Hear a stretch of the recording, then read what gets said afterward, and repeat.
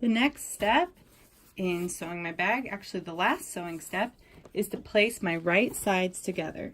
So I know the right side is the smooth edge. This is the inside. So I'm going to place it so it looks inside out. It looks incorrect. A lot of people are like, why would you do that? But if you trust me, after we sew, it will make sense. So right sides together. Your pieces should be the exact same size. I'm going to pin the top edges first because those are the most important steps, the most important parts that I really want to make sure they're lined up. And then I'm going to pin the bottom corners next. I always start with the top just to make sure. If it is slightly off, this will hide any errors because the top will be even. After that, I pin my sides and bottoms as best as you can. If they're not quite perfect, just kind of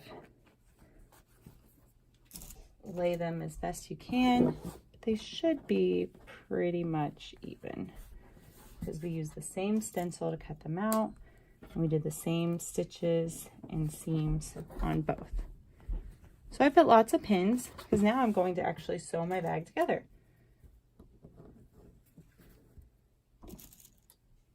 I did pin the top, however, I'm not going to sew the top.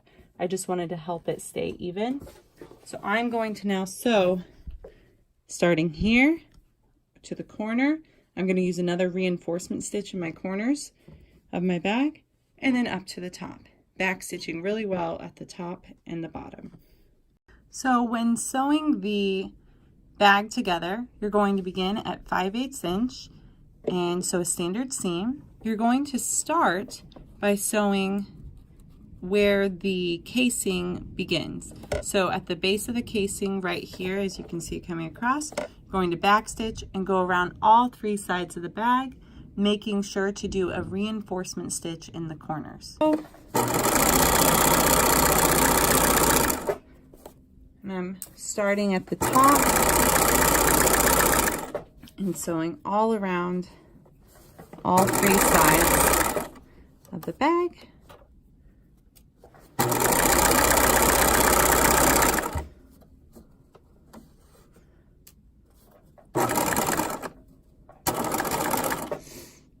And in the corners, I'm going to do a reinforcement stitch. So I'm going to turn my length to 1.5 and just give it a little bit extra strength. And then I'll go back to 2.5. Keeping at 5/8 inch, taking out the pins as I go.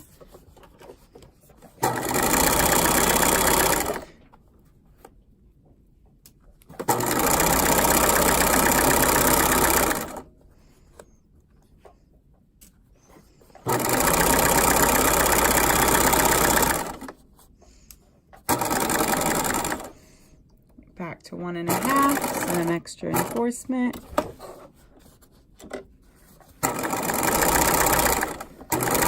And then back to 2.5.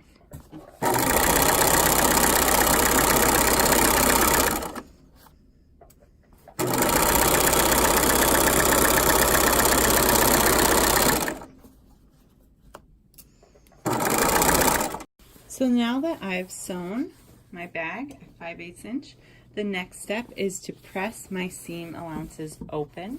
So you're going to slide your bag over the ironing board